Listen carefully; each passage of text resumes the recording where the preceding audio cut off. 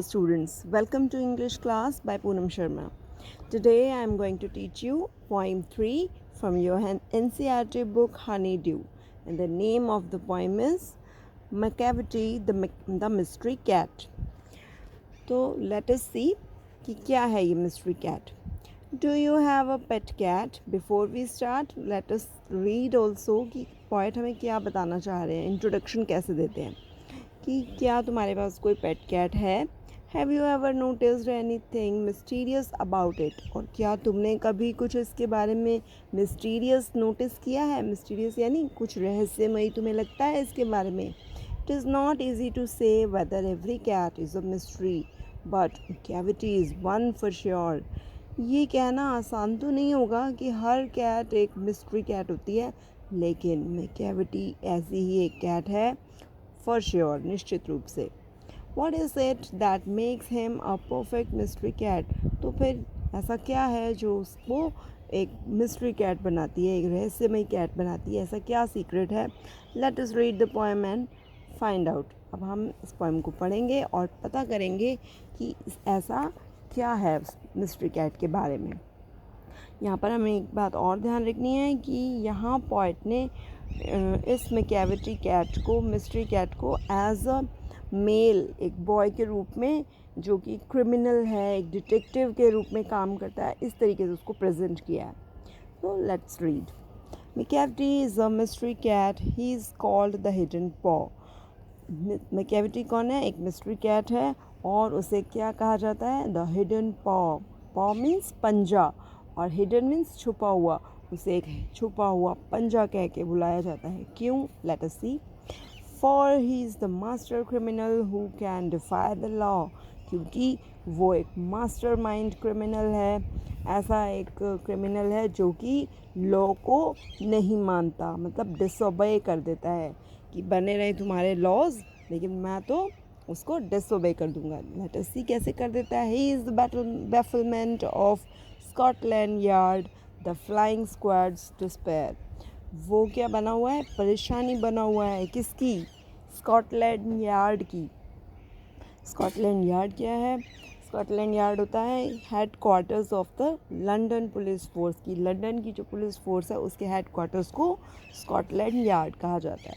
और flying squad क्या होती है कि एक ऐसा ग्रुप पुलिस का या सोल्जर्स का जो किसी भी क्राइम स्पॉट पर पहुंचने के लिए बिल्कुल देर नहीं करते, तुरंत पहुंच जाते हैं. ठीक है. तो उनका डिस्पेयर मतलब परेशानी, दुख का कारण बन गई है, और बैफलमेंट मतलब परेशानी बन गई है.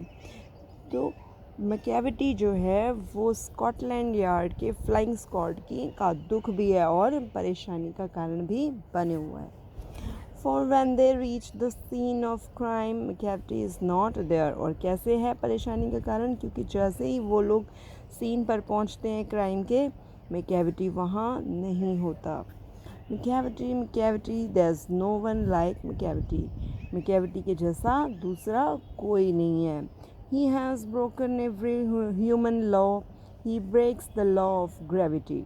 उसने सारे human laws तोड़ दिए हैं, और यहाँ तक कि वो लॉ ऑफ ग्रेविटी जो भगवान द्वारा बनाया गया है कि ग्रेविटी का रूल क्या है कि कोई भी चीज़ है ऊपर जाएगी तो वो नीचे आएगी ही आएगी. तो लेकिन इसने उसको भी तोड़ दिया है, मतलब ये ऊपर चला जाता है एक बार तो फिर दिखाई ही नहीं देता कहाँ गया. His powers of levitation would make a फकीर स्टेयर. अब लेविटेशन क्या होता है कि ऊपर हवा में उड़ने की जो शक्ति होती है, जो पावर होती है उसकी, वो जो पावर है बिना किसी सपोर्ट के हवा में उड़ने की, वो किसी फ़कीर को भी उसके ऊपर देखने के लिए, घूरने के लिए मजबूर कर दें. अब फ़कीर कौन होते हैं. जैसे सेंट आपने देखे होंगे, सूफ़ी सेंट्स, उनके पास बहुत पावर्स होते थे, लेकिन यहाँ पे ये उस फ़कीर को भी जिसमें खुद में बहुत पावर है उसको भी देखने के लिए मजबूर कर दे कि उसकी इतनी पावर कि अभी तो वो यहाँ था और अभी है ही नहीं, फिर गायब. And when you reach the scene of crime, Macavity is not there. और फिर जैसे ही तुम उस क्राइम सीन पर पहुँचते हो जहाँ कोई मर्डर हो गया है, कोई चोरी हो गई है बहुत बड़ी, है ना, तो मैकेविटी वहाँ पर नहीं होता. You may seek him in the basement, you may look up in the air. हाँ तुम उसे ढूंढ सकते हो बेसमेंट यानी धरती के नीचे, और you may look up in the air, आसमान में, हवा में, कहीं भी, but I tell you once and once again Macavity is not there. लेकिन पोइट क्या कहते हैं कि I stands for the poet. वो कहते हैं कि मैं तुम्हें फिर एक बार बताता हूँ कि माय कैविटी वहाँ पर नहीं है, मतलब वो तुम्हें वहाँ नहीं मिलेगा। अब इस पैरा में पोइट उसका अपीयरेंस को एक्सप्लेन कर रहे हैं। Macavity is a ginger cat, he is very tall and thin. Macavity यह है जिंजर कलर की, अदरक जैसा कलर होता है ना, ब्राउन सा, वैसे रंग की एक कैट है। ही इज़ वेरी टॉल, और वो बहुत लंबा है और वो बहुत पतला है, as you can see here in the picture. You would know him if you saw him, तुम उसे जान जाओगे अगर तुम उसे देखोगे तो तुम पहचान लोगे। For his eyes are sunken in, क्योंकि उसकी आईज जो हैं वो धंसी हुई हैं उसके चेहरे के अंदर। His brow is deeply lined with thought and his head is highly domed, उसकी जो ब्रोज हैं वो थॉट से, जैसे वो सोचता रहता है, और उसकी आईज़ जो हैं वो ऊपर की तरफ ब्रोज बड़ी बड़ी लाइंस की तरह क्रिएट हो जाती हैं, और उसके हेड जो है उस पर जो टॉप जो उसने कैप पहनी हुई है उसका जो गोल सा पार्ट आप देख रहे हैं उसके ऊपर, तो वो गोल गोल है, जैसे कोई गुम्बद पहना हो उसने अपने सिर के ऊपर रखा हुआ हो, मतलब इतना उसको एक ग्रेसफुल कैट की तरह प्रेजेंट किया गया है। His coat is dusty from neglect. His whiskers are uncombed. उसका जो कोट है वो बिल्कुल डस्टी सा है, धूल भरा हो गया है, लेकिन नेगलेक्ट मतलब उसको कोई परवाह नहीं है उसकी, हो गया गंदा तो इट्स ओके।